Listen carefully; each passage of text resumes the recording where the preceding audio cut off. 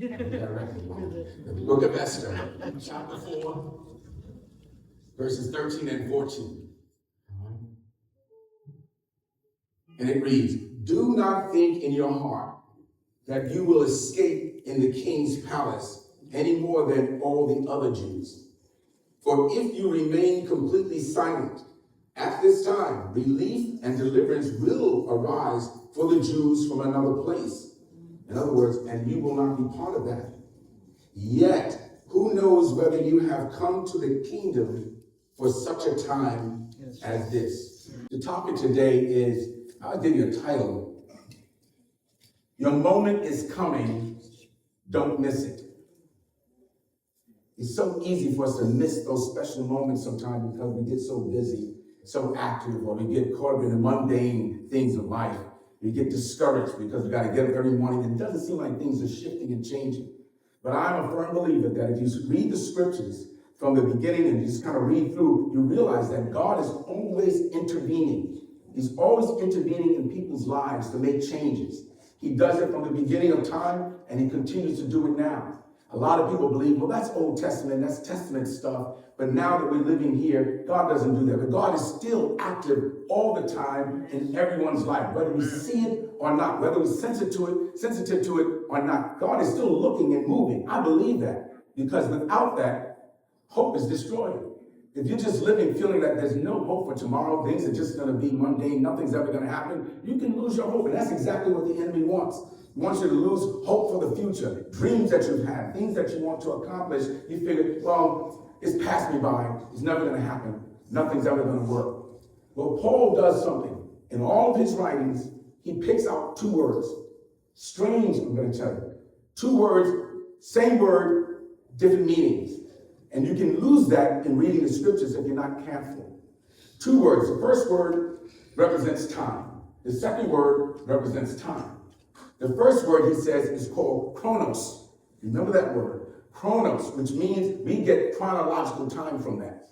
Our chronological age, our chronological life, ordinary life, working every day, moving, raising families, going to work, struggling, lifting up, having gains, having losses. All of that is in the chronological thing of our lives. We all do that. Someone said, well, what is your chronological age?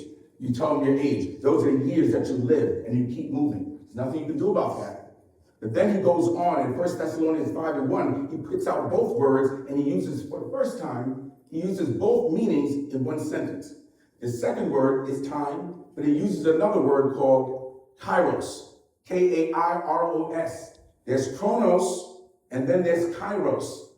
But Kairos is a powerful word, because Kairos tells us that it is an intervention from heaven into the ordinary life. And that's what changes us. That's what redirects our lives. When you're walking, you're struggling, and all of a sudden God brings something into your life that can change it in a new direction. That's the Kairos moment. It's a powerful moment, and I'm telling you, you don't want to miss those moments. And someone said, well, what if I miss it? What if I don't have the moment? You always have it. You got to see it. And not only do you see it, but you have to embrace it. Because if you miss it, the truth of the matter is, God will come back with another one. Not that one, but another opportunity for you to do something great. These are the moments that at the intersection, you're moving and it comes and it hits you and it simply redirects all that you're doing. Even when you don't believe that you can be redirected. The power of God is unlimited. It's powerful. Let me tell you this quick story. When I was at the college, University of California, I moved away from New York for that period of time, and I felt lost. I really did. But God, I felt something always pulling on me, and I didn't understand.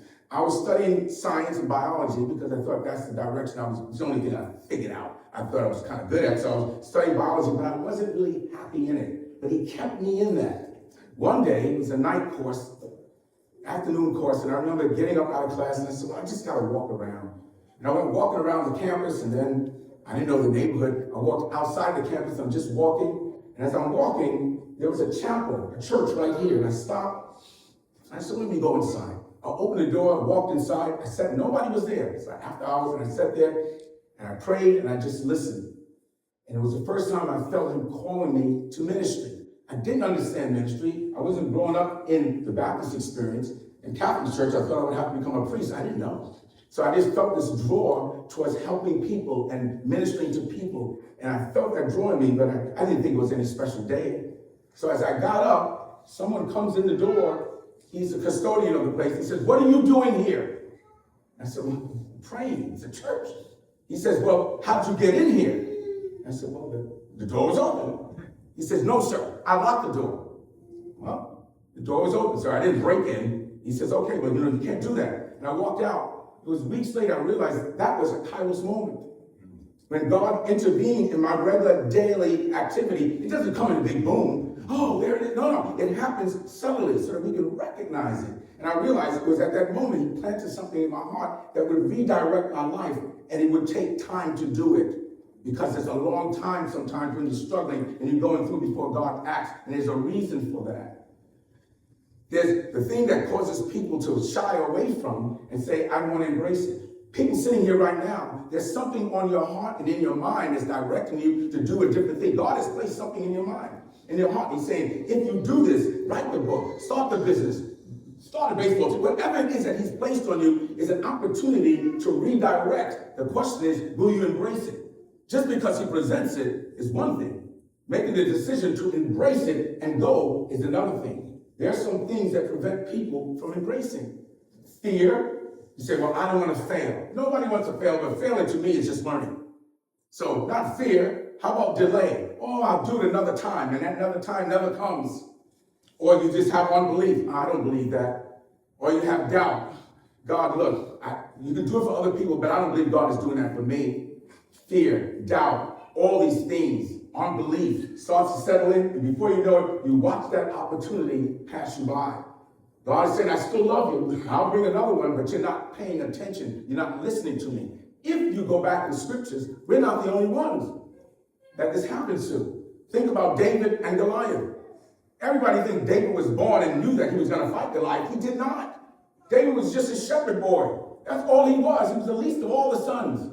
Taking care of his father's sheep with a little slingshot, beating up the bears and stuff, trying to come to eat the sheep. His dad said, David, get over here. Bring this lunch to your brothers. They're at the war, getting ready to fight. And he says, okay, Dad. So he brings the lunches, and when he sets the lunches down, he says, who's that Philistine cursing us out like that? And all of you are scared to fight him.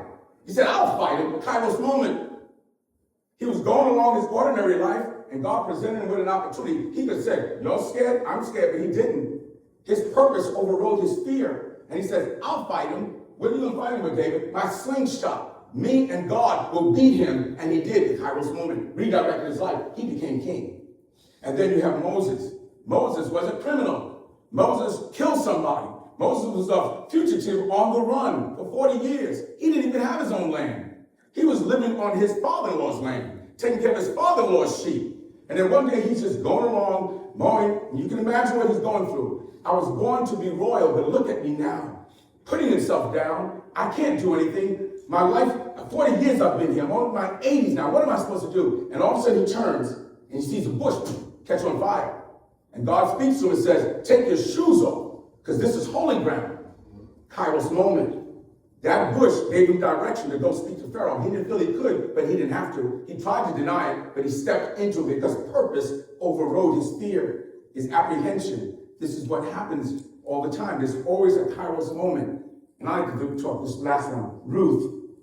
Ruth gave up her life to be with her mother-in-law, ended up picking food in a field like a homeless individual. She didn't have any sustenance. She had nobody to take care of her, nobody to take care of her mother-in-law. She had to eat. So as they were plowing the land, some food would fall to the corners and she would pick it up, bring it home and cook it.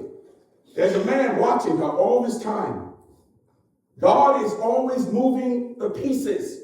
That's why you can't give up while you're going through the mundane, everyday stuff. You get up in the morning, you go to work, because if God says, keep moving, because I have a plan for you. I'm doing stuff over here, and I'm working behind the scenes, and she didn't know that. He says to all his people, because he's rich, he said, when you go and you plow the land, I want you to purposely drop food so that she can have it. And I'm telling all of you guys, that's what he said, don't you touch her. She's beautiful, don't put hands on her. She's different. I'm protecting her. So she was protected. Eventually, she falls in love. He falls in love with her. Kairos moment. They get married, and she's now in line for the life of Jesus Christ being born, that family. Look at what God can do with the Kairos moment. That's why you don't want to miss your moment. It's coming. You may have experienced it. Don't worry about the past. God said, I got more planned for you as you move forward. Every one of us have experienced what God can do in our lives. Every one of us. But right now, you got to be careful. Because the enemy is going to tell you, you're over. Just go about your life. That's the best you're going to get. Just be complacent, be comfortable. No, you say, but God called me to do more. Do you know that gnawing feeling inside? When you know that there was more for me to do, then do it. Just keep moving towards it. You don't see it, it doesn't matter. Because God is moving the pieces. That's what matters. I'm going to use, for an example, Esther. Second most powerful story that talks about the Kairos moment. It is a moment when God steps out of heaven into ordinary life and redirects your life. Some of you right now are thinking, man, when that happened to me, it changed my life. But God's not through with you yet. You see what happened with Israel? They were going against God. They were battling and arguing, not paying attention, not praying, not really getting into it. And that led them to be captured by Babylon. They were put in prison, they were captured, and that eventually the Babylonian Empire was taken over by the Persian Empire. And when that happened, King Xerxes was in charge. He says, I have no problem with the Jews. Release them, let them all go free. But some of them refused to leave. Why? Why would you refuse to leave? They said, we're going to stay right here because it seems safe. And one of the people that stayed was this little Jewish orphan girl named Esther. She had no protection. She was Jewish, so she almost had to hide who she was so that she could walk the streets and not be abused because she was Jewish in a non-Jewish area. She wasn't raised by her dad or mom. She was raised by her cousin Mordecai. And so Mordecai was schooling her, saying, well, you got to be careful. This is what you got to do. Now look at what God is doing. He's moving all the pieces for a purpose. You can't see it because you can't do it. Only God can move these pieces.